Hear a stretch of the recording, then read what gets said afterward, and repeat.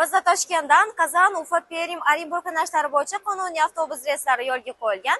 Bizda reyslarimiz haftasiga 2 kun har seshanba va juma kunlari amalga oshiriladi.